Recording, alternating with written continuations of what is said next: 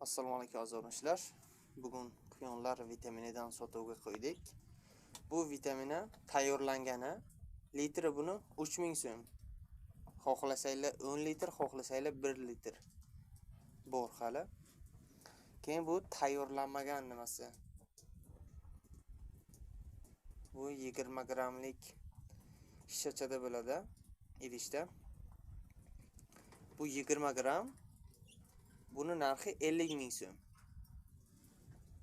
Sotuvda bor hamma narsadan, vitaminlaridan.